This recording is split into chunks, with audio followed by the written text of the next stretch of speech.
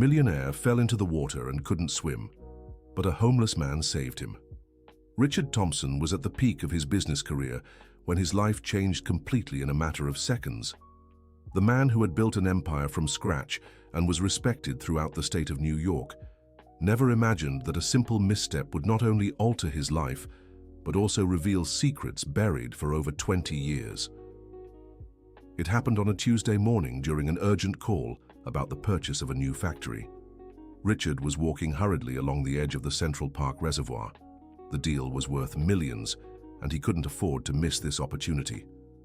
With the phone pressed to his ear, gesturing as he spoke, he didn't notice the loose stone in his path. "Yes, Dr. Wilson, we can close for 15 million, but I need an answer today," he was saying when his foot slipped. The fall was quick and violent. Richard felt the world spin before plunging into the reservoir's cold waters. The phone flew away, and soon he was desperately fighting against the water filling his lungs. "Help! Someone help me!" he cried between waves, flailing his arms wildly. The businessman had never learned to swim. His poor childhood hadn't allowed for swimming lessons, and after becoming wealthy, he had always avoided pools and beaches, making excuses about work. Now at 52, this gap in his education could cost him his life. On the other side of the shore, his family watched in shock. Karen, his wife of 25 years, stood frozen. Jennifer, his 28-year-old daughter, screamed for help. Beside them, Michael, his 25-year-old son, searched for something to throw into the water, while his father-in-law, Harold, a 70-year-old man, held Karen by the shoulders. "Dad!" Jennifer shrieked, tears already streaming down her face. The situation seemed hopeless when an unexpected figure came running along the shore. It was a disheveled man, dressed in tattered clothes with long, dirty hair. Without a second's hesitation, he leapt into the icy water. "Hold on, sir. I'll get you out," the stranger shouted, swimming with strong, determined strokes toward Richard. The businessman was nearly losing consciousness when he felt strong arms grabbing him. The homeless man, though smaller and thinner, managed to keep him afloat and began swimming back to shore. "Breathe slowly. Breathe slowly," the man repeated as he struggled to pull Richard along. Those were the longest minutes of Richard's life. The freezing water seeped into his bones and his body felt heavy as lead. But there was something in the man's voice that calmed him, something familiar he couldn't place. When they finally reached the shore, a crowd had gathered. Jennifer and Michael helped pull their father out of the water, while Karen ran over with a towel someone had handed her. Richard coughed violently, expelling the water he'd swallowed. His eyes were red and burning, but he was alive. As soon as he could sit up, he immediately searched for his rescuer. The homeless man was crouched a few feet away, also soaked, still catching his breath from the effort. His eyes were deep brown, filled with a sadness Richard recognized instantly. You're... Richard began, but his voice failed. "Hi, Richard," the homeless man said with a sad smile. "It's been a long time." The whole family exchanged confused glances. How did this man know Richard, and why had the businessman turned so pale upon seeing him? "Dad, do you know him?" Jennifer asked, drying her father's hair with the towel. Richard couldn't answer. His eyes were locked on the man who had just saved his life. It was impossible, but at the same time, undeniable. That face, even marked by years and suffering, was the same one he had carried in his memory for 2 decades. "Robert," whispered Richard, his voice barely audible. "Yeah, it's me," replied the beggar, slowly standing up. "Robert Louis Harris. I guess you didn't expect to see me again, did you?" The silence that followed was deafening. Karen looked from her husband to the stranger, trying to understand the connection between them. Jennifer and Michael exchanged confused glances, while Grandfather Harold observed everything with the wisdom of someone who had seen many twists in life. "I don't understand," said Karen, stepping closer to her husband. "Richard, who is this man?" Richard staggered to his feet, still dazed from his experience in the water. His expensive clothes were soaked and stained with mud, but that was the least of his problems at the moment. "Robert was... Richard struggled to find the right words. "He was my partner." "Partner?" Jennifer repeated, surprised. "But Dad, You always said you built the company alone. Robert let out a bitter laugh, running a hand through his wet hair. Your father is right, in part. He really did build the company alone, after he kicked me out of it, he said. No bitterness in his voice, just deep sadness. Dear listener, if you're enjoying the story, don't forget to like and especially subscribe to the channel. It helps us a lot as we're just starting out. Now, continuing. Richard felt his world collapse once again that day. 23 years had passed since he last saw Robert, and now here was the man he had betrayed, saving his life without hesitation. Robert? I can explain, Richard began, but Robert raised a hand, stopping him. No need to explain anything now, Richard. You're wet and cold. Your family is worried. Go home, change, be with them, Robert said, starting to walk away. Wait, shouted Jennifer, running after him. Please don't leave. We need to understand what happened. Robert stopped and turned to the young woman. There was something in her eyes that reminded him of someone, a sweetness he hadn't seen in a long time. Miss, some stories are better left in the past, he said softly. But you saved my father, Jennifer insisted. How can I just let you walk away without even thanking you properly? Michael stepped closer too, studying Robert's face with curiosity. Dad never told us about any partner. If you two were so close, why didn't we ever know about you? The question hit Richard like a punch to the gut. All these years, he had told his children he built everything alone, that he started from nothing and reached the top through sheer effort and determination. It was a lie he had repeated so often he almost believed it himself. Because your father preferred you didn't know, Robert replied, looking straight at Richard. And I can understand his reasons. Karen moved closer to her husband, holding his arm. Richard, you're shaking. We need to go home now, she said with genuine concern. She's right, Harold agreed, speaking for the first time. My son-in-law needs dry clothes and a doctor. This could turn into pneumonia. Richard nodded, but couldn't take his eyes off Robert. The man who had once been his best friend and partner now lived on the streets, dressed in rags, while he lived in a mansion in Beverly Hills. Robert, where are you staying? Richard asked hesitantly. Around, Robert replied vaguely. Don't worry about me, Richard. I've always managed on my own. This isn't right, Jennifer said, looking from one man to the other. You just saved my father's life. At least let us give you dry clothes, a hot shower, a meal. Robert smiled sadly at Jennifer. Thanks for the offer, miss. But I think your family has a lot to talk about today. Some conversations are better kept private. With those words, Robert began to walk away again. Richard took a few steps toward him, but Karen held him back. Richard, you're in shock. Let's go home first, then you can deal with this, she said, worried about her husband's condition. Richard knew she was right, but he also knew letting Robert walk away at that moment would be another mistake that would haunt him. Still, his legs were shaky, and he really needed medical attention. Robert, he called out once more. Where can I find you? Robert stopped again without turning around. You found me once, Richard. If you really want to find me again, you will, he said before disappearing among the trees surrounding the reservoir. The family returned home in silence. Richard changed his clothes and took a hot shower, but he couldn't shake the feeling that his life had changed forever in those few minutes in the water. During dinner, the tension was palpable. Karen tried to keep the conversation light, asking about Jennifer's work at the school where she taught and about Michael's studies in business school. But it was impossible to ignore the elephant in the room. Dad, Michael finally said, setting his fork down, are you going to tell us who that man was or not? Richard let out a deep sigh. He knew this moment would come. For 23 years, he had managed to keep the past buried, but now Robert had returned to his life in the most unexpected way. Robert was my business partner when I first started the company, Richard said slowly. We were best friends since college. What happened?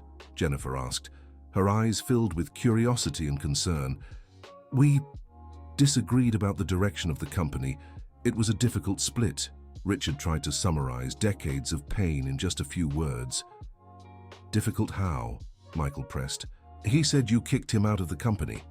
Things aren't that simple, Richard replied, avoiding direct eye contact with his children. Karen, who had stayed quiet until then, placed her hand over Richard's.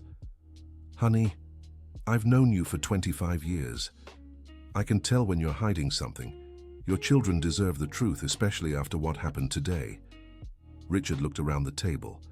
The people he loved most in the world were there, waiting for an explanation he didn't know how to give. How could he explain that the success they admired had been built on betrayal?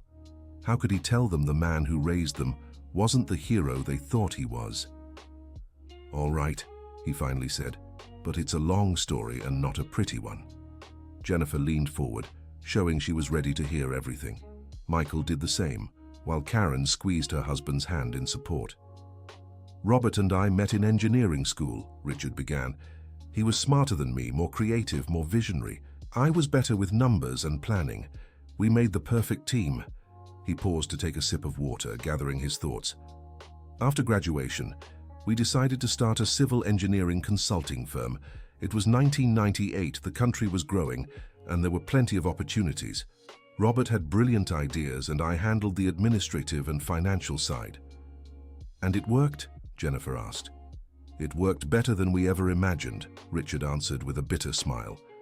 "Within 5 years, we were one of the most respected firms in the state. We had contracts with major construction companies, working on shopping centers, apartment buildings, bridges." "So what went wrong?" Michael asked. Richard hesitated. This was the part of the story he had never told anyone, not even Karen. "In 2003, we had the chance to work on a massive project. It was a residential complex that would change the urban landscape of an entire region of New York. The contract was worth $50 million. Richard paused. "It was more money than we'd ever seen in our entire lives." "And did you get the contract?" asked Karen. "Almost. We were in the final phase of the bidding, competing with 2 other big firms. Robert had developed an innovative project, something no one had thought of before. It was revolutionary." Richard lowered his voice. "But there was a problem." "What problem?" Jennifer leaned in further. "Robert's project required a very high initial investment. We'd need to hire more engineers, buy new equipment, rent larger offices. It was too big a risk," Richard sighed. "I suggested we present a simpler, more conservative project." Robert vehemently disagreed. "Then what?" Michael was clearly engrossed in the story. "Then we fought. It was the first serious fight we'd had in all those years of partnership. Robert said I was a coward, that I lacked vision. I said he was irresponsible, that he'd bankrupt the company with his grand dreams." Richard shook his head. Harsh words were exchanged on both sides. "But that's normal in a partnership, isn't it?" commented Karen. "Differences of opinion are part of business." "Yes, but what happened next wasn't normal." Richard got up from the table and went to the window, looking out at the garden of his luxurious home. "Robert traveled to present his project directly to the client, without consulting me, without even telling me. When he came back, he said he'd secured the contract." "But that's great!" exclaimed Jennifer. "It would have been if things had stopped there." Richard turned to face the family. "But I was furious at his actions. I felt he disrespected me as a partner, so I did something I regret to this day." The silence in the room grew heavy. Richard could feel their judgment even before he finished the story. "I went behind his back and offered the client an alternative project at a lower price. I said Robert's plan was too risky, that it could bring technical and legal problems. I convinced the client to cancel the contract with our firm and sign a new one with me alone." Richard paused, seeing the shock on their faces.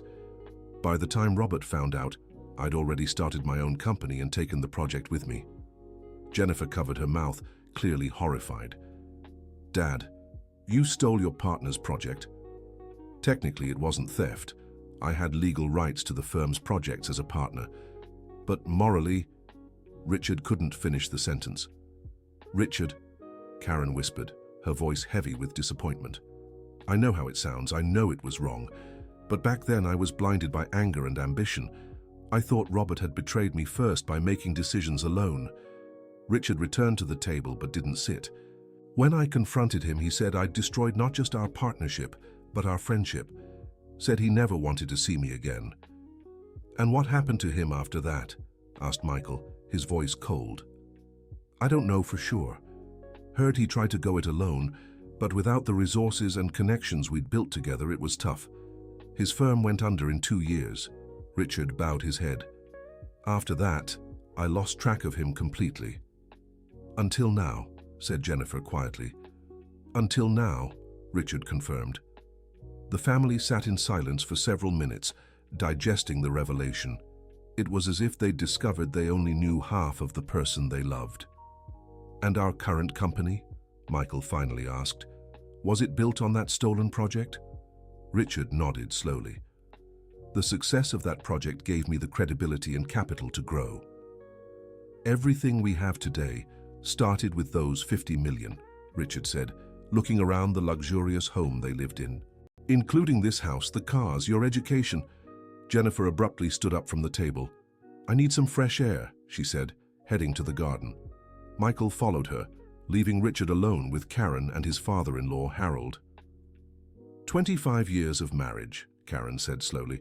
25 years, and I never knew about this. I wanted to tell you, but how? How do you tell the person you love that everything you built together started with betrayal? Richard sank heavily into his chair. Harold, who had remained silent throughout the revelation, finally spoke. Richard, my son, I've lived 70 years in this world. I've seen men do terrible things for far less than $50 million. I've also seen men redeem themselves from much worse mistakes. The elderly man paused. The question isn't what you did in the past. The question is what you'll do now. What do you mean? Richard asked. That man, Robert, saved your life today. Not out of obligation, not expecting a reward. He saved you because deep down there's still goodness in him, despite everything you did. Harold leaned forward. Now you have a chance to make things right. But how? I don't even know where he is. And even if I did, how do I fix 23 years of injustice? First, you need to find him, Karen said, her voice calmer now. Second, you need to ask for forgiveness. And third, you need to find a way to repair the harm you caused. Richard looked at his wife with gratitude. Even after such a shocking revelation, she was still by his side, trying to help him find a path to redemption. But what if he doesn't forgive me? What if it's too late? Richard asked. Then at least you'll have tried, Harold replied, and that'll already be more than you've done in the last 23 years. Richard knew his father-in-law was right. For 2 decades, he'd lived with the weight of betrayal without doing anything to fix it. Now fate had brought Robert back into his life in a way that was impossible to ignore. Where do you think he might be? Richard asked. From the looks of it, he's probably living on the streets, Karen said sadly. Likely somewhere not too far from the reservoir, since that's where he showed up today. Tomorrow I'll look for him, Richard decided. No matter how long it takes, I'll find him and talk to him. At that moment, Jennifer and Michael returned from the garden. It was clear they had discussed the situation. Dad, Jennifer said, sitting back down at the table, Michael and I talked. We're shocked by what you did, but we also understand it was a long time ago. You're not the same person you were at 29. No, you're not, Michael agreed, but now you have the chance to make it right, and we want to help. Richard felt tears welling in his eyes. Even after learning the worst about him, his children were still willing to stand by him. How do you want to help? He asked. Tomorrow's Saturday, we can all go look for him, Jennifer suggested. I know some shelters in the area where he might be. And I can talk to some friends who work with non-profits that help the homeless, Michael added. Richard looked around the table at his family. The day had started like any other, with worries about business and money. Now it ended with a revelation that would change everything, but also with a chance for redemption he never thought he'd have. Thank you, he said simply. Thank you for not giving up on me. Families don't give up on each other, Karen said, taking his hand again. But you'll also have to find a way to forgive yourself, Richard. Carrying that guilt for 23 years couldn't have been easy. Richard nodded. She was right. All those years, he had tried to bury the guilt with work and financial success, but it had always been there, eating away at his peace of mind. That night, Richard barely slept. Every time he closed his eyes, he saw Robert's face in the water, saving him without hesitation. How could someone he had wronged so deeply have rushed to save him? What kind of person had Robert become over all these years? The next morning, the family split up to search for Robert. Richard and Karen went to the reservoir area, while Jennifer and Michael visited shelters and social service centers in the south side of New York. Richard parked the car near the spot where he had fallen into the water the day before. The place looked different in daylight, more peaceful, but the memories of the previous evening were still vivid in his mind. "Where do we start?" Karen asked. "I don't know. Maybe he has a usual spot around here," Richard said, walking along the shore, scanning every nook where someone might take shelter. They walked for over an hour without finding any trace of Robert. Richard was starting to lose hope when he spotted an elderly woman feeding pigeons near a small bridge. "Excuse me, ma'am," Richard called, approaching respectfully. "Do you know a man named Robert who usually stays around here? Long hair, about my height?" The woman looked Richard up and down, clearly suspicious of his expensive clothes and well-groomed appearance. "Why do you want to know?" she asked defensively. "He helped me yesterday and I'd like to thank him," Richard explained. "Oh, you must be the man who fell in the water," the woman said, relaxing slightly. "Robert told me about it. Said he saved some businessman who couldn't swim. Is he okay? Where can I find him?" "Robert doesn't have a fixed address, young man. He sleeps wherever he can. Sometimes under the bridge, sometimes on a park bench." The woman paused. "But if you really want to find him, come back here tomorrow morning. He always shows up at 6 to help me feed the pigeons." "Why does he do that?" Karen asked, genuinely curious. "Robert has a good heart, even after everything he's been through. He says the pigeons are like him. Everyone sees them as pests, but they're just trying to survive." The woman smiled sadly. "He helps me because I'm old and alone, and he knows what it's like to be alone in the world." Richard felt a sharp pang in his chest. While he had built a life of comfort and family, Robert was out here alone, helping an old woman feed pigeons. "What's your name, Ma'am?" Richard asked. "Mrs. Williams. And you must be Richard from what Robert told me." She studied his face. "He said you two knew each other a long time ago." "That's true. We were friends. Before I ruined everything," Richard said, lowering his head. Mrs. Williams watched him silently for a moment. "Robert's a man who suffered a lot in life, young man. If you really want to make things right, you'd better be ready to hear things you won't like," she finally said. "What do you mean?" "After his business failed, Robert lost everything. His home, his car, his savings. His wife couldn't handle it and filed for divorce, took their daughter and moved to another state." Mrs. Williams paused. Robert never saw the girl again. She must be about 25 now. Richard felt like he'd been punched in the gut.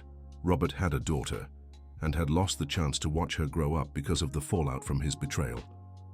"How did he end up on the streets?" Karen asked, her voice full of compassion. "After the divorce, Robert fell into depression, started drinking, lost a few jobs. He went downhill until he couldn't pay rent anymore." Mrs. Williams shook her head. "He's been on the streets for about 15 years. 15 years, Richard repeated, horrified. "But don't think he's just some drunk.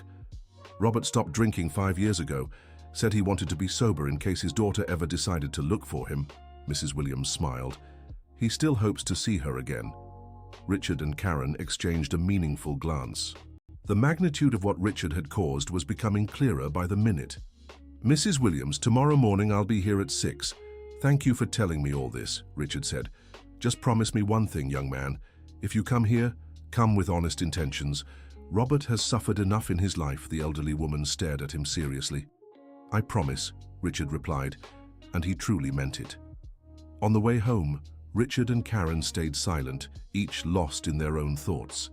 When they arrived, they found Jennifer and Michael already waiting with news. "We found some people who know Robert," Jennifer said. "He has a very good reputation in the shelters, always helps other homeless people, shares food, protects the weaker ones. A social worker told us he refuses to stay in shelters permanently because he says others need the spots more," Michael added. "He only accepts shelter when he's very sick or the weather is really bad." "We also found out he has health problems," Jennifer said, concerned. "Chronic pneumonia, arthritis, some old injuries that were never treated properly." With each new piece of information, Richard felt worse. While he had thrived and built a happy family, Robert had faced devastating losses and health struggles, all alone. "Dad, are you okay?" Michael asked, noticing his father's paleness. "I found a way to locate him tomorrow," Richard said, and told his children about meeting Mrs. Williams. "Then tomorrow morning, we'll all be there," Jennifer decided. "I don't know if it's a good idea for all of us to go at once. It might scare or embarrass Robert," Karen wisely suggested. "Your mother's right. Let me go alone first. If things go well, you can all meet him later," Richard agreed. That night, Richard spent hours planning what he would say to Robert.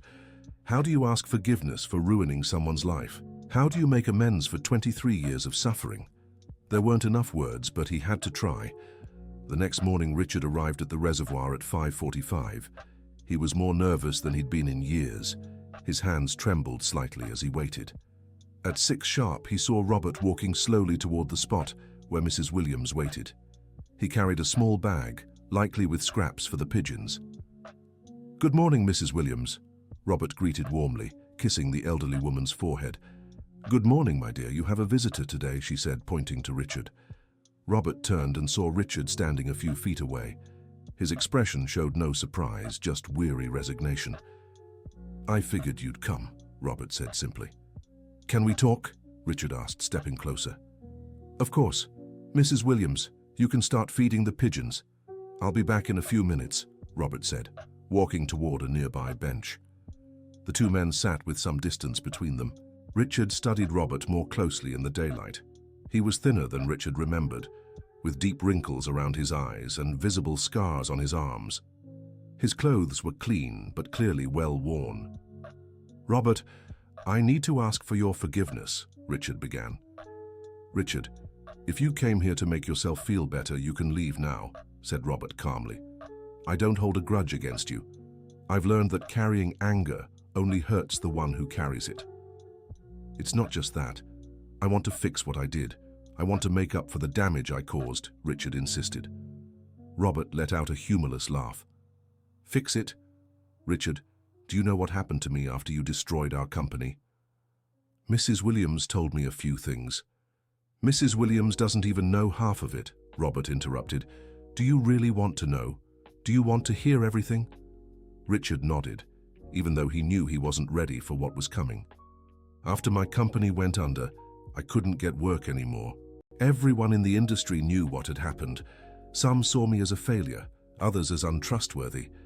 Since my own partner had abandoned me," Robert paused, "my wife, Melissa, tried to support me at first. But when the savings ran out and I started drinking to escape the depression, she couldn't take it anymore." Richard listened in silence, each word feeling like a stab. "When Melissa filed for divorce and took our daughter Ashley, I completely fell apart. I lost the last jobs I could get because of the drinking. Within 2 years, I was on the street." Robert looked toward the horizon. "Ashley was 8 the last time she saw me." "Robert, I didn't know you had a daughter." "Of course you didn't. You never cared to know how my life was after you took everything from me," Robert said, not with anger, but with deep sadness. Dear listener, if you're enjoying the story, take a moment to like and especially subscribe to the channel. It helps us a lot as we're just starting out. Now back to the story. "Where is your daughter now?" Richard asked. "I don't know. Melissa remarried and moved to Illinois. She changed Ashley's last name to her new husband's. I've tried to find them over the years, but—" Robert gestured to his torn clothes. What father would want his daughter to see him like this? Richard felt tears welling in his eyes. The magnitude of what his betrayal had caused was far greater than he'd ever imagined. "Robert, let me help you find your daughter. I have resources, contacts, private investigators." "Why?" Robert asked, looking Richard straight in the eyes. "Why do you want to help me now?"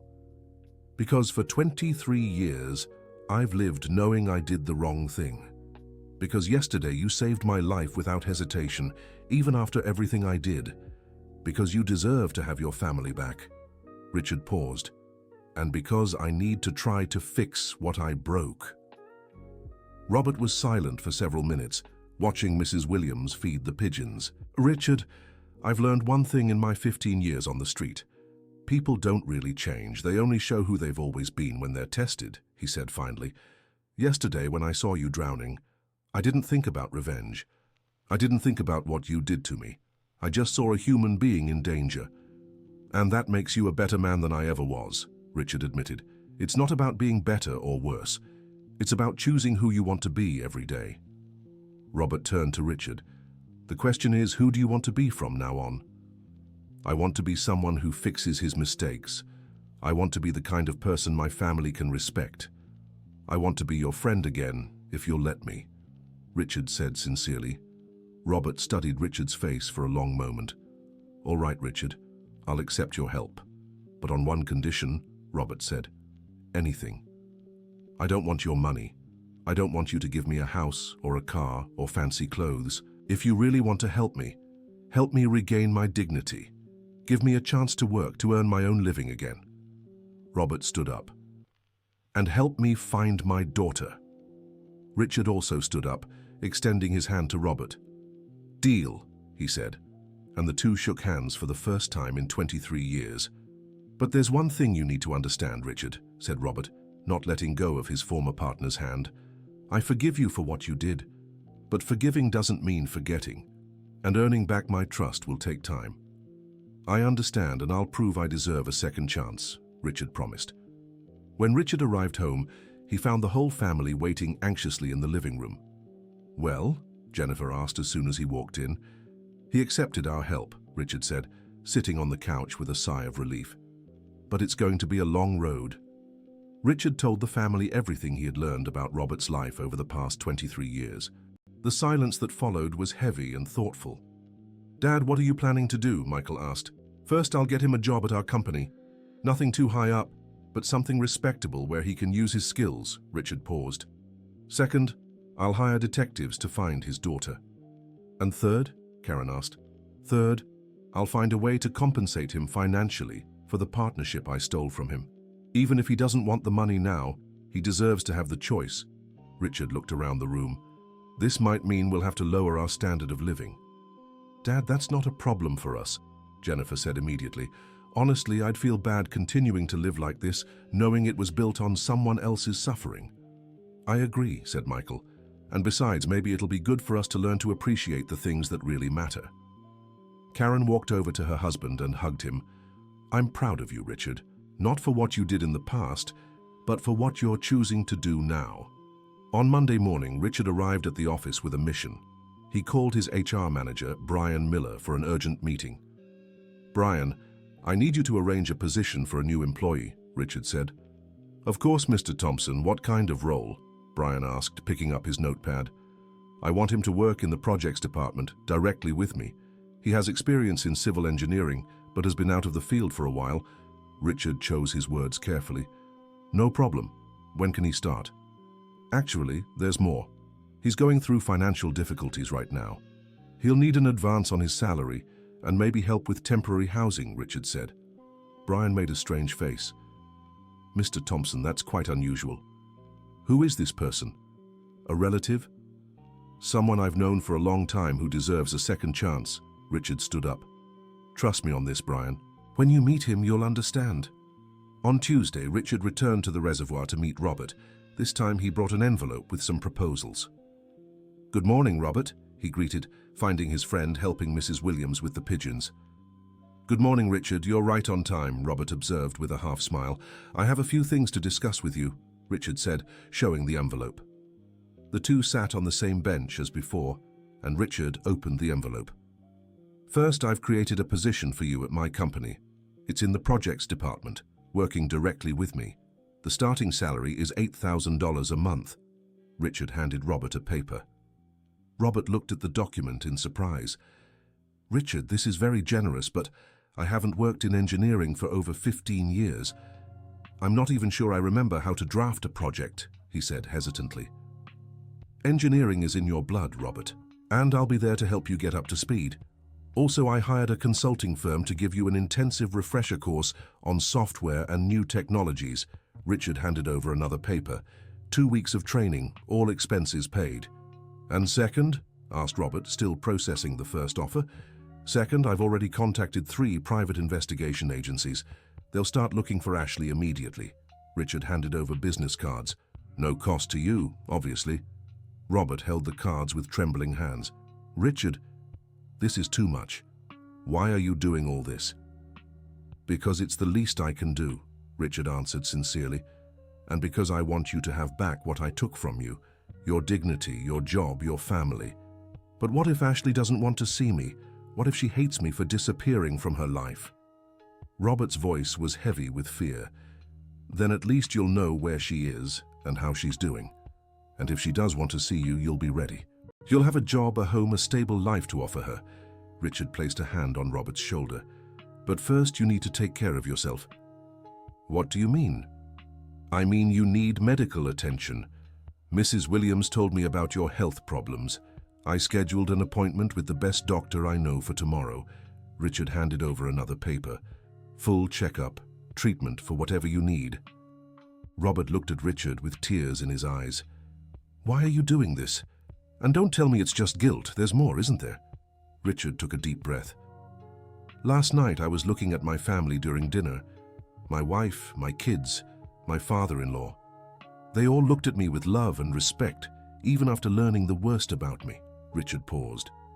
And I realized that for 23 years, I built a life based on a lie. Not just about how I got the money, but about the kind of person I was. And what kind of person did you discover you were? I found out I was the kind of person who could betray his best friend for ambition. The kind who could sleep soundly while someone I'd wronged lived on the streets. Richard looked directly at Robert. But yesterday, when you saved me without hesitation, I saw the kind of person you were, and I realized the kind of person I wanted to be. Robert was silent for a long moment. Richard, I accept your help, but on one condition, he finally said. What? I want to earn my salary. No favors or easy jobs just because you feel guilty. If I can't do the work right, you fire me. Deal? Deal, Richard agreed, smiling for the first time in days. And one more thing, Robert added. I'd like to meet your family. After everything that's happened, they have the right to know who I really am. They're eager to meet you, Richard said. How about dinner at our place on Saturday? A family dinner? Robert looked down at his torn clothes. Richard, I don't have anything proper to... Don't worry about that. Clothes are just clothes. My family wants to meet the person, not the outfit. Richard stood up. But if it'll make you feel better, we can stop by a store before dinner. Robert smiled genuinely for the first time since Richard had found him again. All right, but I'll pay for my own clothes as soon as I get my first paycheck. Deal, Richard said, extending his hand once more. The two shook hands, and this time, Richard felt he was truly beginning to regain not just Robert's forgiveness, but perhaps eventually, his friendship. On Thursday, Richard accompanied Robert to the doctor.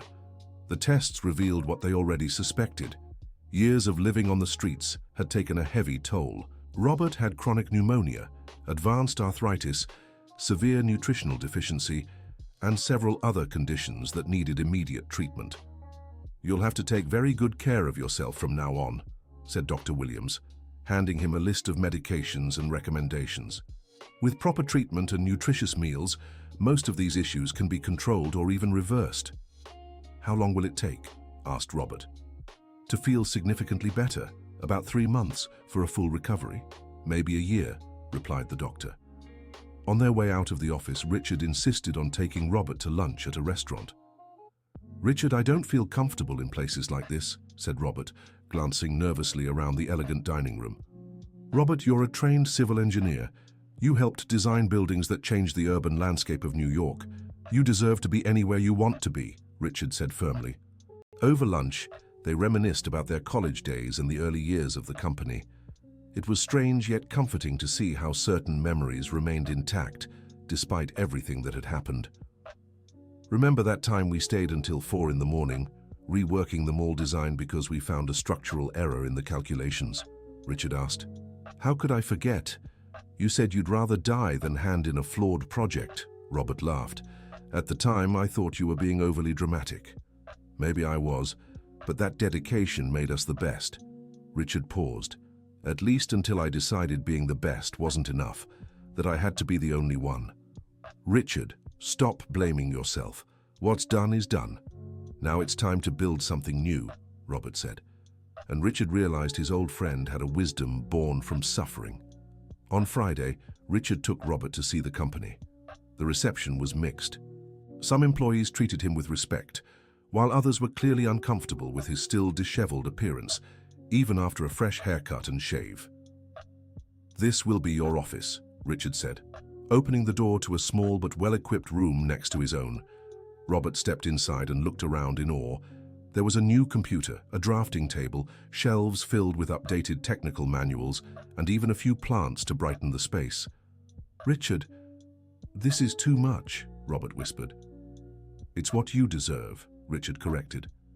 "And look at this."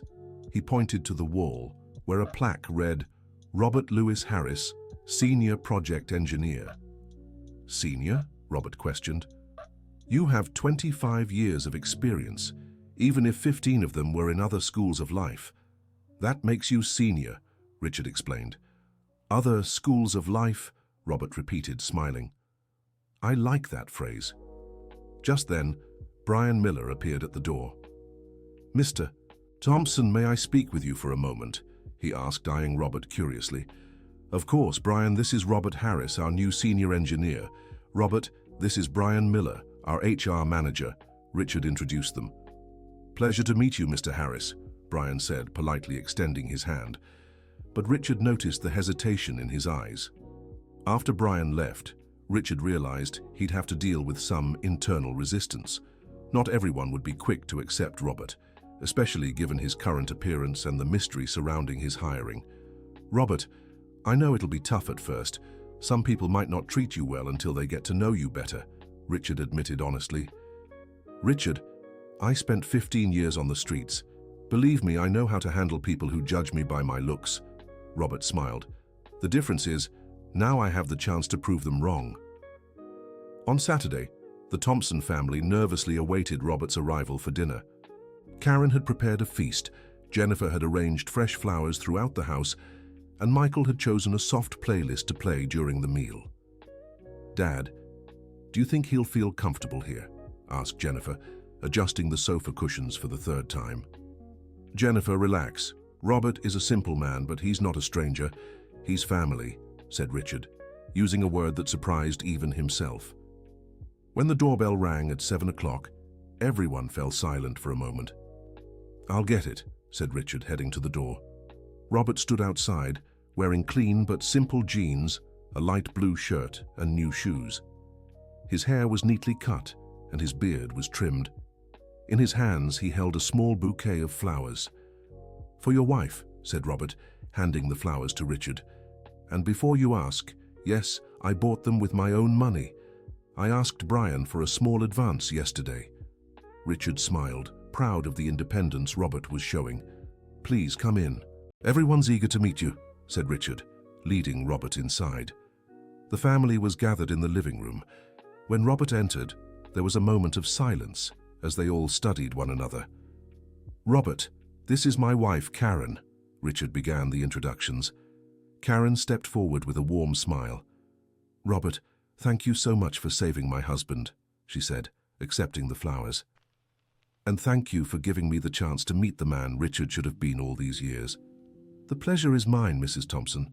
Richard was very lucky to find such an understanding woman," Robert replied politely. "This is my daughter Jennifer and my son Michael," Richard continued. Jennifer approached first, also with a warm smile. "Mr. Harris, I can't imagine what our family would be like if not for what you did at the reservoir," she said sincerely. "Just call me Robert, please. And I only did what anyone would do," he replied. "No, sir," said Michael, stepping forward as well. "Not everyone would have the courage to jump into a reservoir to save a stranger." "You two are lovely," Robert said, looking from Jennifer to Michael. "Richard always had good taste." "And this is my father-in-law, Harold," said Richard, introducing the elderly man who approached with the aid of a cane. "Robert, my boy," said Harold, taking Robert's hands in his. "I'm 70 years old, and I've seen many things in this life, but rarely have I seen someone with a heart as noble as yours." "Thank you, Mr. Thompson. Your words mean a lot to me," Robert said, clearly moved. During dinner, the conversation flowed naturally.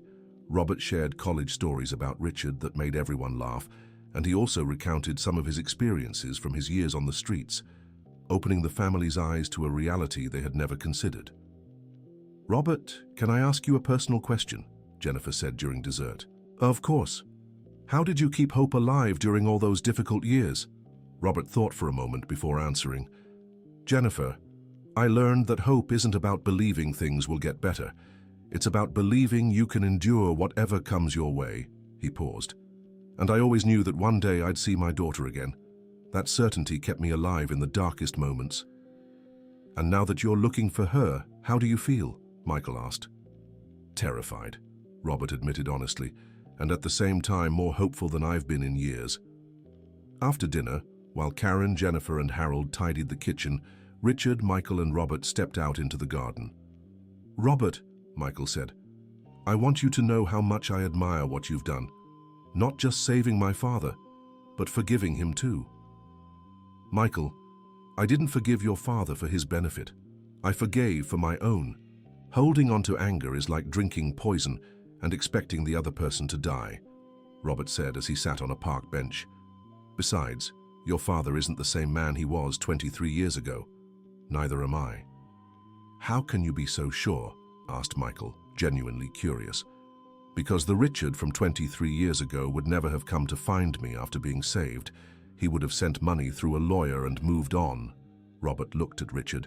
"But this Richard came personally, brought his family, and is giving me not just money but dignity. That's the difference between the ambitious boy I knew and the man standing here today." Richard felt tears welling in his eyes. Robert's forgiveness was more valuable than any deal he'd ever closed. Dear listener, if you're enjoying the story, don't forget to like and especially subscribe to the channel. It helps us a lot as we're just starting out. Now back to the story. On Monday, Robert officially began working at Richard's company. His first task was reviewing a residential project that had technical issues. "Richard, this project has a fundamental flaw in weight distribution," Robert said after just 2 hours of analysis. "If built like this, there could be serious structural problems in 5 to 10 years. Richard examined the drawings Robert had marked with detailed notes. "My God, you're right. How did no one notice this before?" "Because whoever designed it was more focused on cutting material costs than ensuring long-term safety," Robert explained.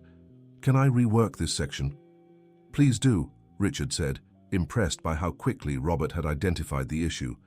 In 3 days, Robert completely redesigned the problematic part of the project, creating a solution that was both safer and surprisingly more cost-effective than the original. "How did you manage this?" asked Brian Miller, who was reviewing Robert's work. "Experience and a different perspective," Robert replied modestly. "When you've seen enough things collapse in life, it's easier to spot what might collapse in a project." Word of Robert's brilliant work spread quickly through the company. Within a week, other engineers were consulting him on complex projects. "Mr. Harris," said Samantha, a junior engineer, "could you take a look at this project? I'm struggling with the ventilation calculations."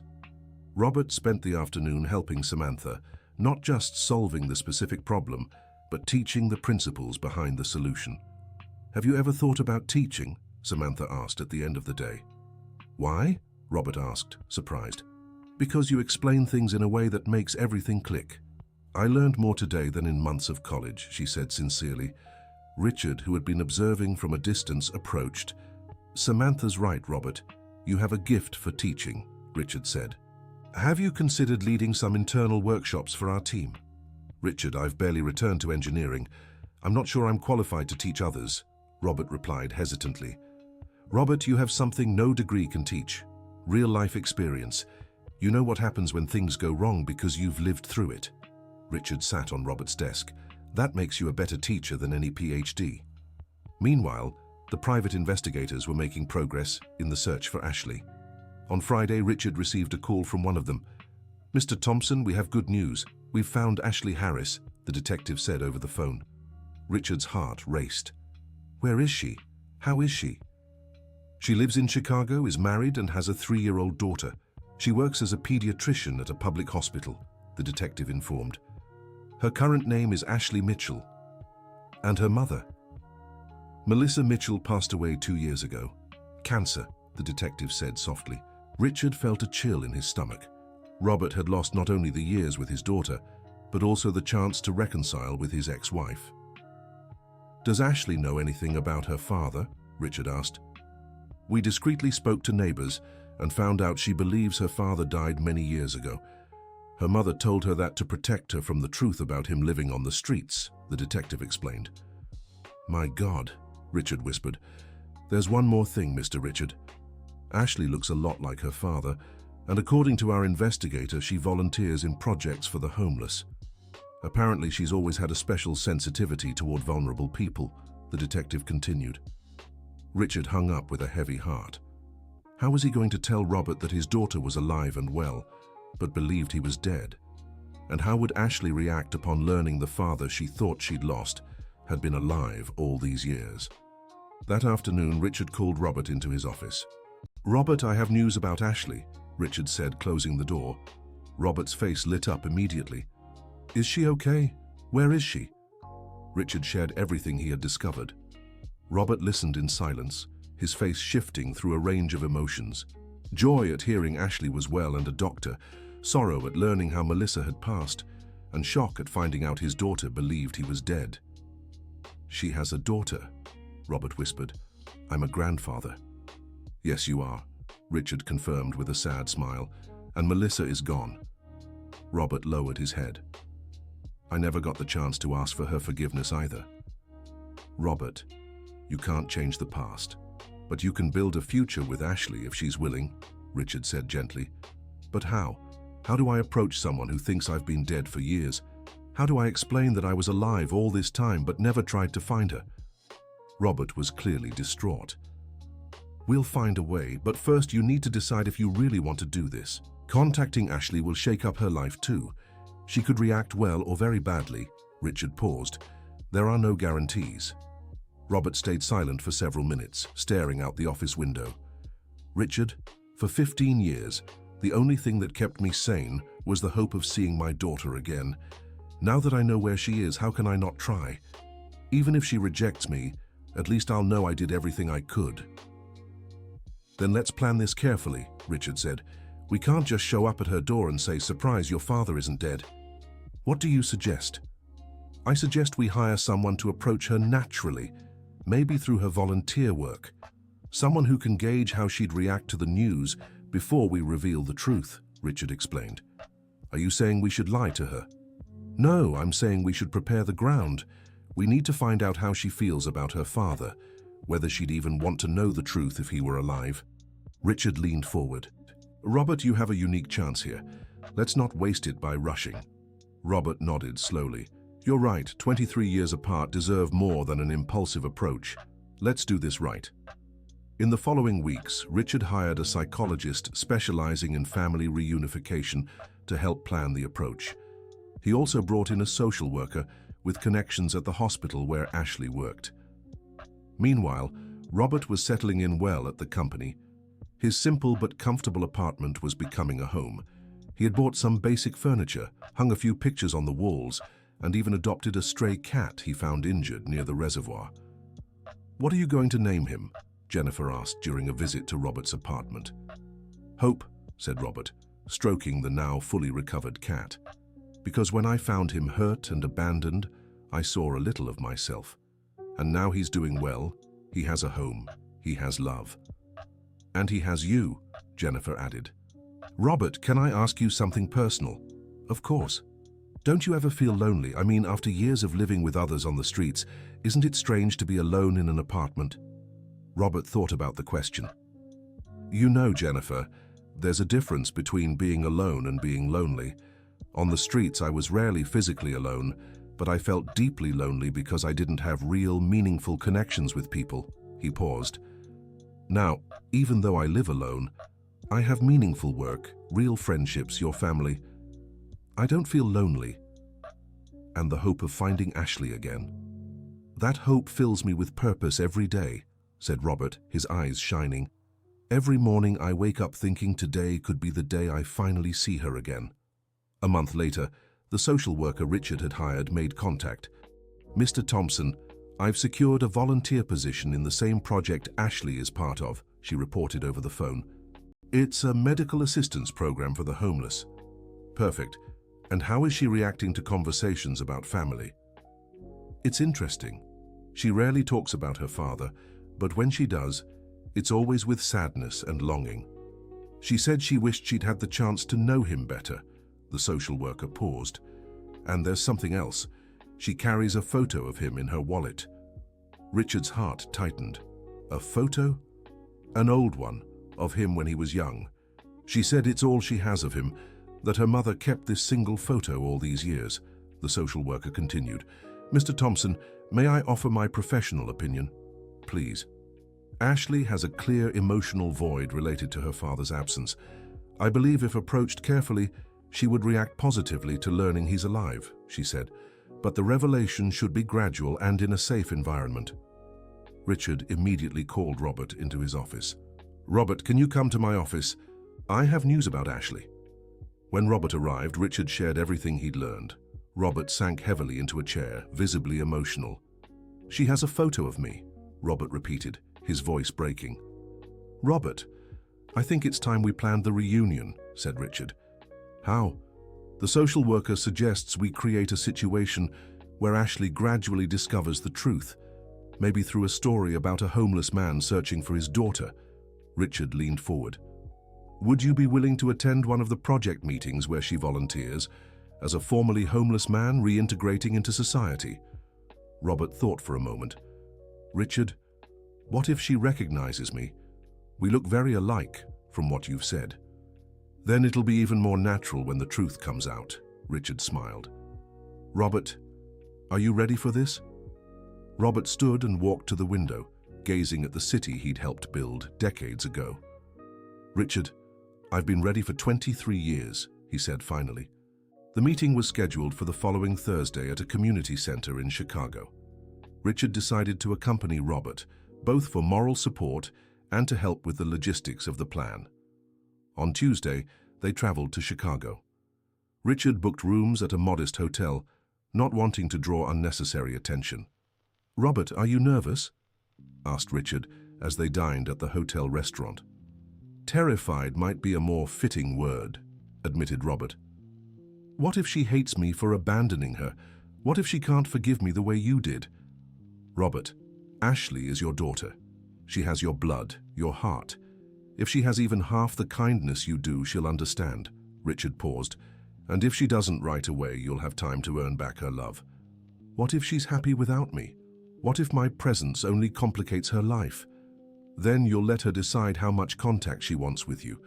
But at least she'll have the choice, something that was denied to her all these years. Richard placed a hand on his friend's shoulder. Robert, you deserve to have your daughter back, and she deserves to know her father is an extraordinary man. On Thursday morning, they arrived at the community center. It was a simple but well-kept building with several meeting rooms and a courtyard where people in vulnerable situations could have a free breakfast. The social worker, Dr. Johnson, met them at the reception. Mr. Harris, Mr. Thompson, Ashley arrived 10 minutes ago. She's in room 3 organizing materials for today's talk, she informed them. What's the talk about? Asked Robert. Ironically, about basic medical care for people who've lived on the streets for a long time, replied Dr. Johnson. Ashley always gets emotional when she speaks on this topic. Robert took a deep breath. I'm ready, he said. They walked down the hall toward room 3. Through the glass door, Richard could see a young woman with brown hair arranging papers on a table. She really did look like Robert. The same expressive eyes, the same face shape, the same gentle way of moving. That's her, whispered Richard. Robert stopped and looked through the glass. For 23 years he had imagined what it would be like to see his daughter again. He had pictured this moment thousands of times, but now that it was happening, he felt completely unprepared. Ashley was wearing a white lab coat over a simple blue blouse. Her hair was tied in a practical ponytail, and she wore small glasses that gave her a professional yet cheerful air. There was something in the way she moved that reminded Robert of the 8-year-old girl he had last seen. She's beautiful, said Robert, tears forming in his eyes. Just like her father, Richard replied warmly. Dr. Johnson knocked on the door and entered. Doctor, Harris, I'd like to introduce 2 special guests for today's meeting, she said. This is Richard Thompson, a businessman from New York, and this is Robert Harris, a former homeless man who now works at a social engineering firm. Ashley looked up from her papers, and her eyes immediately fixed on Robert. There was a moment of silence as she studied him, as if something familiar was nagging at her mind. "Nice to meet you," she said politely, but Richard noticed her eyes never left Robert's face. "The pleasure is ours, Dr. Harris," Richard replied. "Robert has an inspiring story of overcoming adversity that we thought would be valuable to share with the group today." "What kind of story?" asked Ashley, stepping closer. Robert cleared his throat, trying to steady his emotions.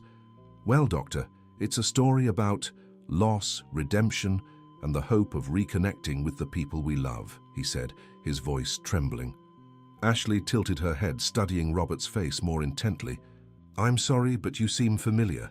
Have we met before?" she asked. Robert's heart skipped a beat. "I don't believe we've met in person, but perhaps we have similar souls," he said carefully. Ashley smiled, but Richard could see something was bothering her. "It's strange, but you remind me so much of someone." She paused, shaking her head. "But that's impossible." "Who does she remind you of?" asked Richard gently. Ashley hesitated before answering. "My father. He passed away when I was a child," she said quietly. The silence in the room grew heavy. Robert was struggling not to reveal everything at that moment, while Richard tried to think of the best way to continue the conversation. "Tell me about your father," said Robert softly. Ashley looked at him in surprise. "Why do you want to know?" Because sometimes when we meet someone who reminds us of people we loved, it's good to talk about them," replied Robert, his voice filled with emotion. Ashley sat in a nearby chair as if she needed support. "My father was an engineer. My mother always said he was very smart, very kind. He had problems with drinking and ended up losing everything. He died when I was 8. She paused. "I only have one photo of him, and sometimes I look at it and wonder what it would have been like to know him better." Robert could no longer hold back his tears. "Ashley," he began, but Richard interrupted him with a warning glance. "It's a beautiful name, Ashley," Richard said quickly. "It means worthy of love." "Yes, my father chose that name," said Ashley, smiling sadly. "My mother told me that when I was born, he said I would always be worthy of all the love in the world." Robert let out an audible sob, and Ashley looked at him with concern. "Sir, are you okay?" "I'm sorry, it's just—" "Your story touches me deeply," said Robert, trying to compose himself. "I also had problems with drinking. I also lost important people in my life because of it." Ashley stood up and moved closer to Robert. "Would you like a glass of water? To sit for a while?" Robert looked at the daughter who was offering him care, unaware that he was her father. "Ashley, may I ask you something? If your father were alive today, if he had overcome his problems and wanted to reconnect with you, how would you feel?" Ashley was surprised by the question. She thought for a moment. "I think I'd be happy. Even with all the pain he caused, he's still my father. I've always felt like a part of me was incomplete without him. And if he were afraid you'd hate him, if he thought he didn't deserve your forgiveness, I'd tell him that everyone deserves a second chance, especially family," Ashley replied without hesitation. Richard and Robert exchanged a meaningful glance. "Ashley," Richard said gently, "there's something we need to tell you, something important." Ashley sensed the shift in the conversation and sat down again. "What is it?"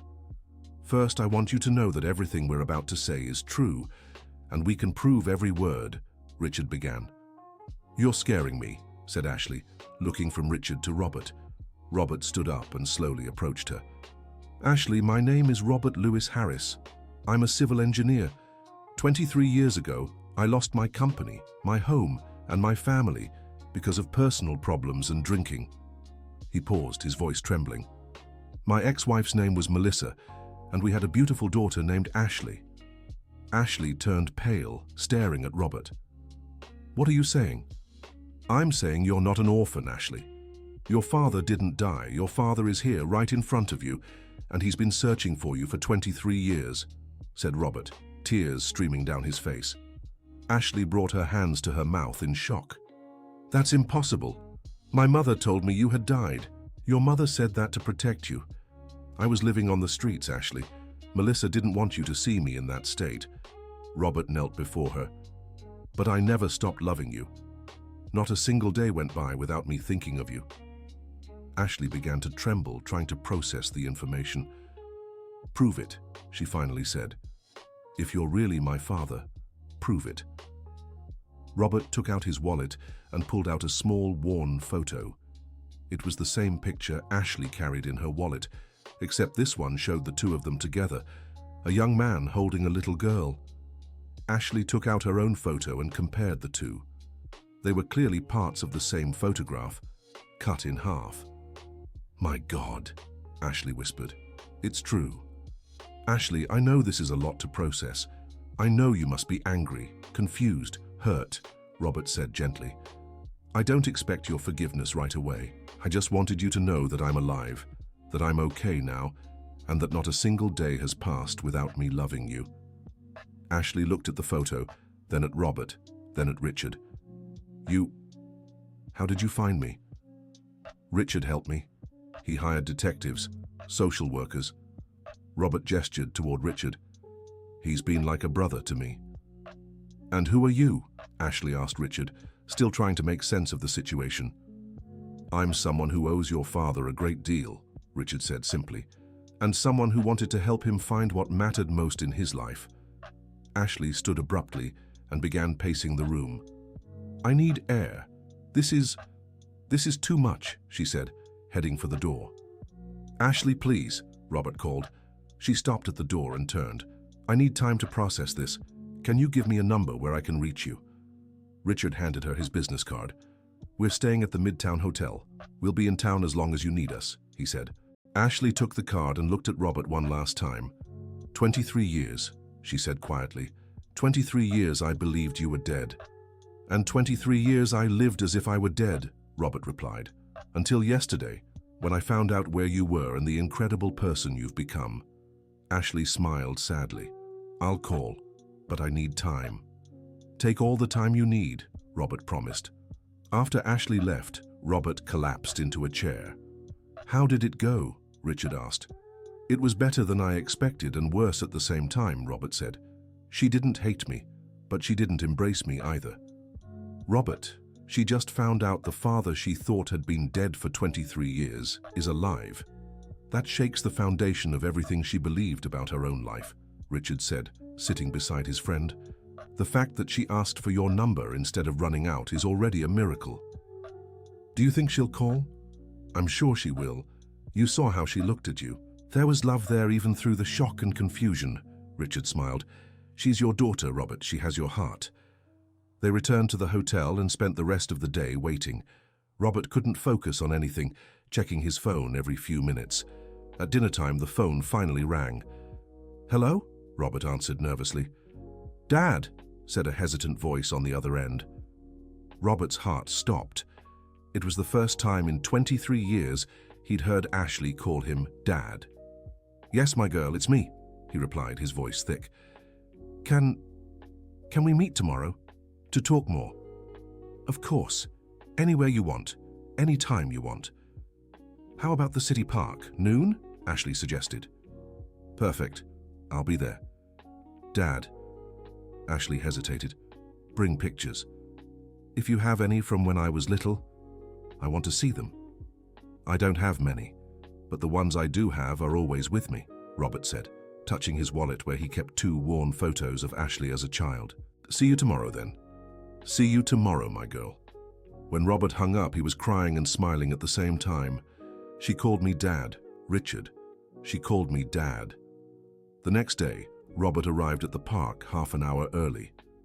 He had spent the entire morning getting ready, picking out clothes, trying to decide what to say. When he saw Ashley walking toward the bench where he was sitting, his heart raced. In the daylight, the resemblance between them was even more striking. Hi, she said, sitting beside him. Hi, Robert replied. How are you? Confused, happy, angry, hopeful. All at once, Ashley smiled sadly. I spent the whole night thinking. And what did you decide? that I have a lot of questions and that, as complicated as this is, I'm glad you're alive, she said honestly. Robert felt an enormous weight lift from his shoulders. Ask as many questions as you want. I promise to answer everything truthfully. First question, where have you been all these years? Robert told her everything. About the company's bankruptcy, the divorce, the depression, the drinking, the years on the streets, the hardest moments, and finally, how Richard had reappeared in his life and helped him rebuild. So you were homeless for 15 years? Ashley asked. Yes. And they were the worst and in a way the best years of my life, Robert said. How were they the best? Because they taught me what really matters. About compassion, humanity, hope. Without those years, I wouldn't be the person I am today. Robert looked at Ashley. And without them, maybe I wouldn't deserve a daughter like you. Second question. Why did you never try to find me before? Because I was ashamed. Because I thought you'd be better off without me. Because Melissa had found a better man to be your father. Robert lowered his head.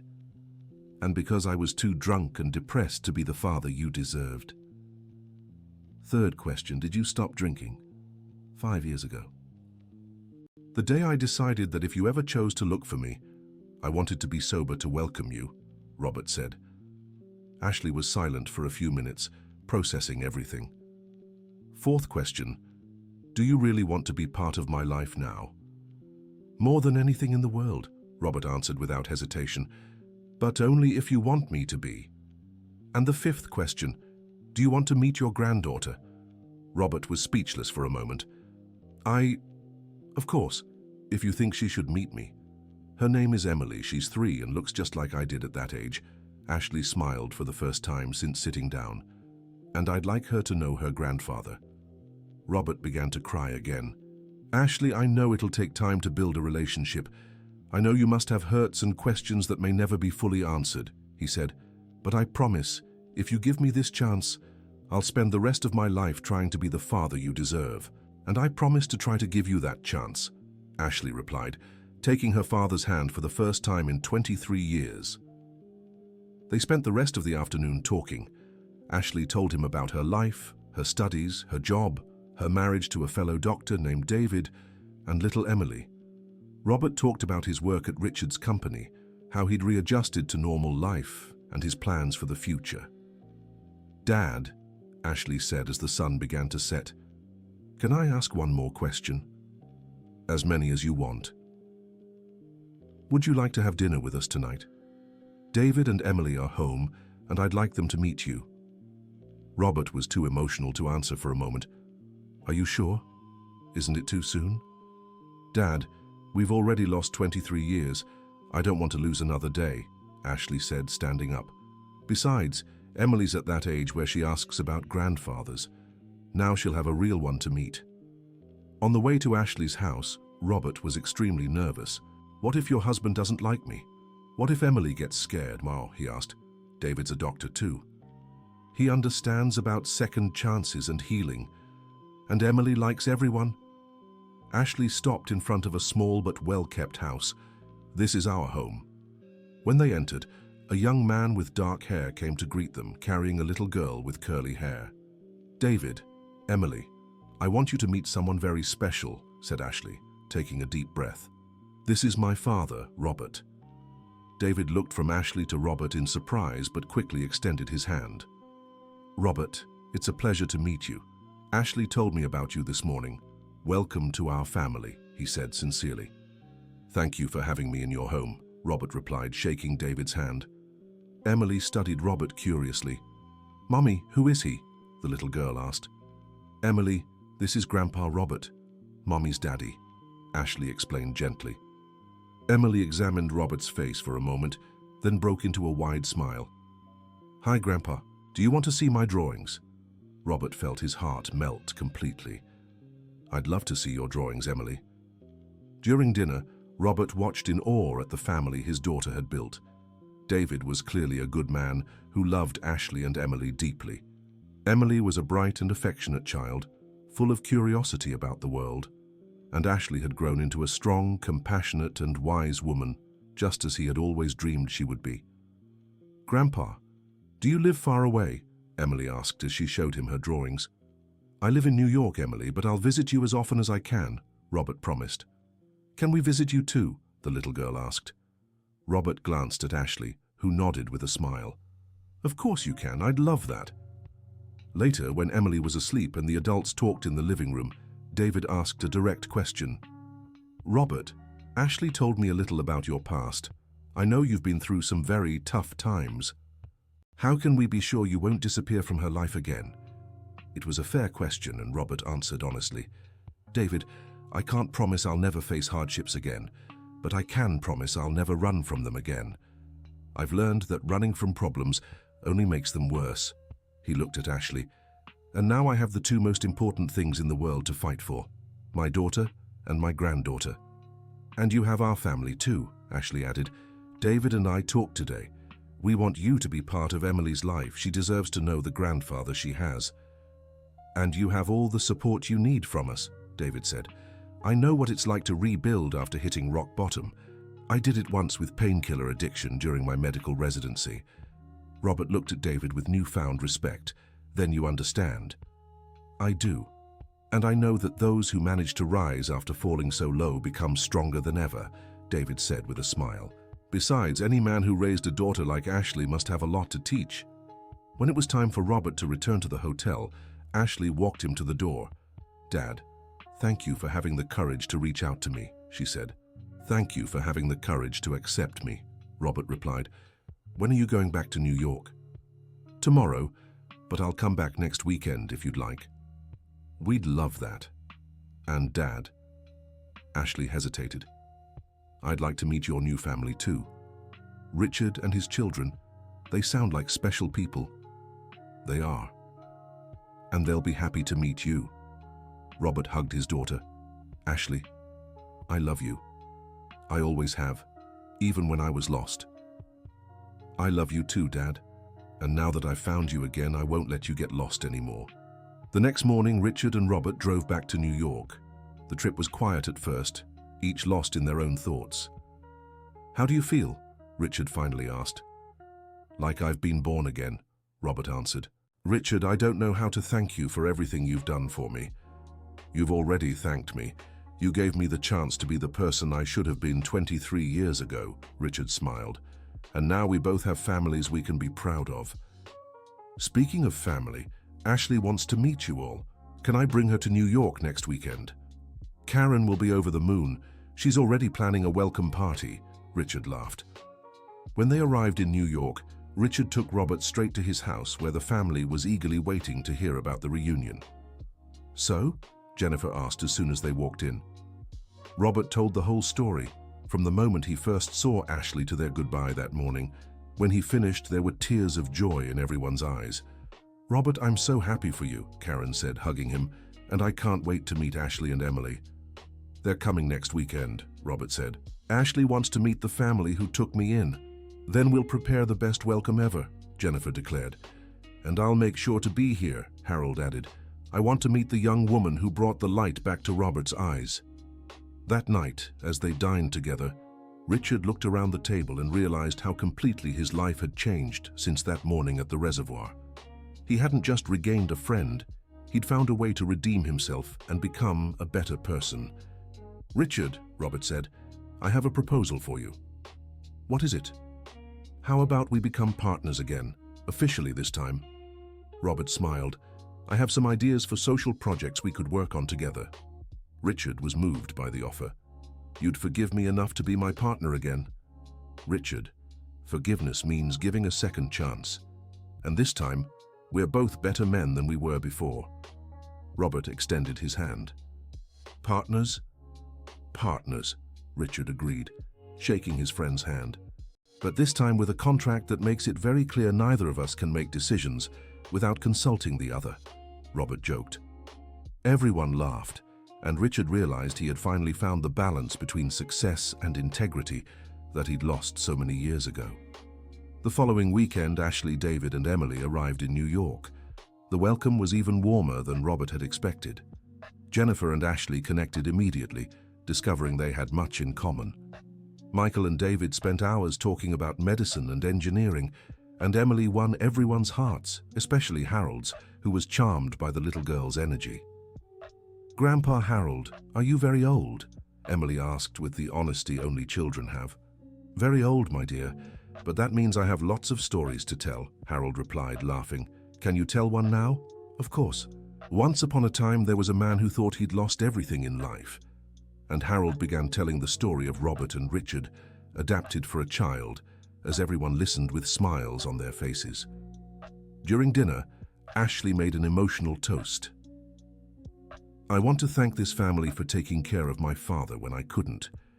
You gave me back not just my father, but a man I can be proud of." She raised her glass. "To family, to second chances, and to the power of forgiveness." "To family," everyone echoed in unison. After dinner, while the children played and the adults talked, Robert found himself alone with Richard in the garden. "Richard, there's one thing I never asked you," Robert said. "What?" "Why did you really save me that day? I mean, you recognized me immediately, didn't you? So why jump into the water to save someone you'd betrayed?" Richard thought carefully before answering. "Because the moment I saw you drowning, I didn't see the man I'd wronged. I saw the boy who had been my best friend, the young man who had dreamed of changing the world with me, the man I had loved like a brother." Richard paused. "And I realized that if I let you drown, I'd be drowning too." "What do you mean?" "Because the part of me that was good, the part that could truly love and be loved, was tied to our friendship. When I betrayed you, I betrayed that part of myself too." Richard looked toward the house where their families were gathered. "Saving you was the first truly good thing I'd done in 23 years. Robert placed a hand on his friend's shoulder. "Richard, we were young and foolish. We made mistakes that cost us both dearly. But look at what we've built now. Look at our families, our renewed friendship, the lives we can touch together from here on out." He smiled. "Maybe all of this had to happen for us to get where we are now. Do you really believe that?" "I do. Because the man I was at 29 wouldn't have been a good father to Ashley, and the man you were wouldn't have been the friend I needed in my hardest moments." Robert gazed at the starry sky. "Sometimes we have to lose ourselves completely to truly find ourselves. And sometimes we need a second chance to make things right," Richard added. "Third chance in my case," Robert joked. "First chance, wasted youth. Second chance, years on the streets that taught me humility. Third chance now, with the wisdom to make the right choices." 6 months later, Harris and Thompson's social engineering was officially established. They had developed innovative projects for affordable housing, community centers, and social reintegration spaces for vulnerable populations. The first project was a community center built exactly where the reservoir was, the same spot where Richard had fallen into the water. The building included free medical clinics, where Ashley volunteered monthly, classrooms for vocational training, temporary housing for people transitioning from the streets, and an engineering workshop where former homeless individuals were trained in technical skills. "Richard, have you seen the first quarter stats?" Robert asked, walking into the office with a report. "Not yet. How are we doing?" 62 people have gone through the reintegration program. 41 have secured steady jobs, 15 have reconnected with family, and 3 have completed the construction trades course." Robert smiled proudly. "We're really changing lives." "And how's our special project?" The special project was an initiative to reunite families separated by social issues, using Robert's experience and Richard's resources. "We've reunited 12 families this month. The last one was emotional. A father who hadn't seen his kids in 8 years because of drug problems. Now he's clean, employed, and his children are living with him again." Robert sat in the chair across from Richard's desk. "You know what's most amazing?" "What?" "Every family we bring together reminds me that what happened to us wasn't a coincidence. It was so we could learn to do this for others." Richard nodded, moved. "And how's Emily? Has she decided what she wants to be yet?" "At 4 years old." Robert laughed. "But yesterday she said she wants to be a doctor who helps people without homes, just like Mommy. She'll be amazing at whatever she chooses. just like Jennifer and Michael. Speaking of, Jennifer told me she's thinking of leaving school to work with us full-time, Robert remarked. That's true, she wants to develop the educational side of our projects, and Michael wants to create a foundation tied to the company to expand the social work. A family of idealists, Robert smiled. Who would have thought that two engineers who strayed from the path would create a dynasty of good people? At that moment, Jennifer walked into the office carrying Emily, who had insisted on visiting her grandpas at work. "Grandpa Robert! Grandpa Richard!" Emily shouted, running to hug both men. "Emily, how's my favorite granddaughter?" asked Richard, scooping the little girl into his arms. "I'm good. Mommy said you're building houses for people who don't have a place to live. Is that true?" "It's true," Robert confirmed, "and when you grow up you can help us if you want." "Really? I'll be the best helper in the world," Emily declared enthusiastically. Jennifer smiled, watching the interaction. "Dad, Richard, I have a proposal for you," and she said. "What?" they both asked at the same time. "How about we make a documentary about our story? About second chances, forgiveness, and how people can rebuild themselves." Jennifer was clearly excited about the idea. It could inspire others who've been through similar situations.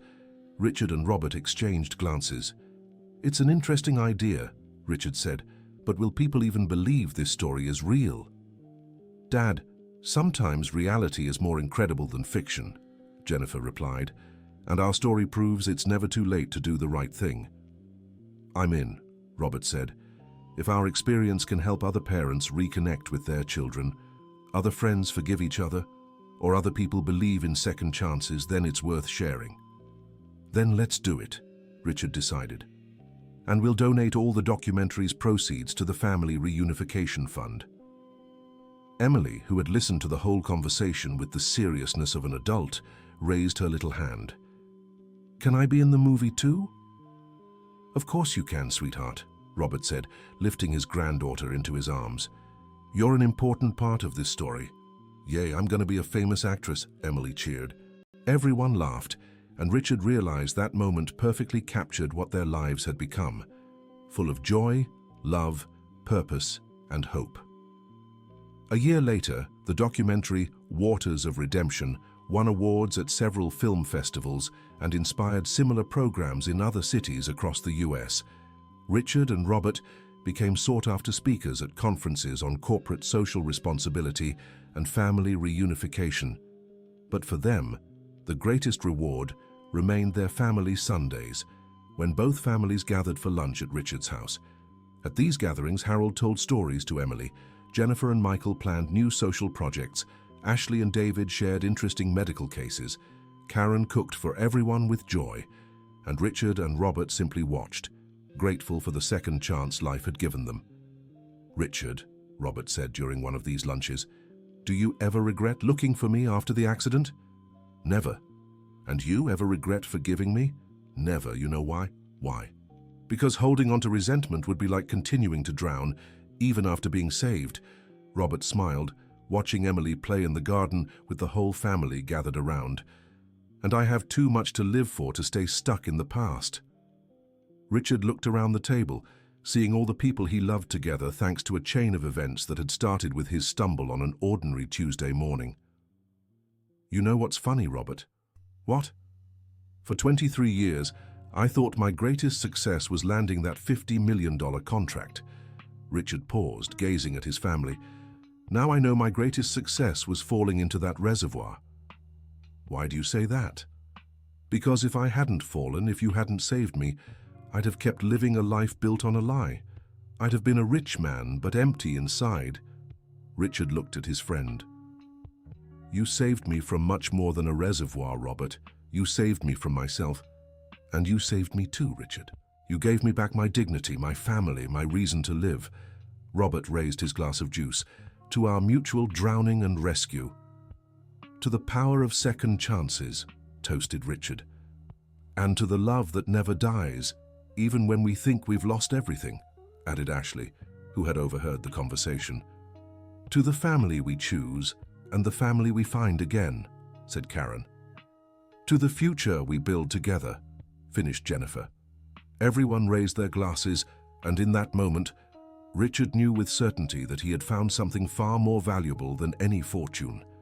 He had found the peace of mind that comes from living with integrity, the unconditional love of a true family, and the satisfaction of knowing his life was making a difference in the world. As the sun set on the horizon, lighting up the garden where all generations of the family were gathered, Richard and Robert looked at each other and smiled. They had started as ambitious young men, endured a devastating betrayal, lost each other for decades, and finally reunited as wise men who understood the true meaning of life. The reservoir where it all began was still there, but now, along its banks, stood a community center full of life, hope, and second chances. It was the perfect symbol of how even the murkiest waters can eventually become clear when you have the courage to dive in and find what truly matters.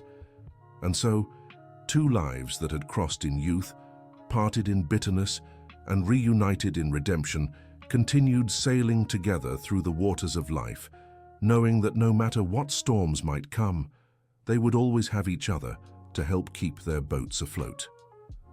The end. Now tell us, do you believe people can truly change and redeem themselves from past mistakes? Share your thoughts on this story of forgiveness and second chances. Don't forget to like and subscribe to the channel for more heartwarming stories like this one.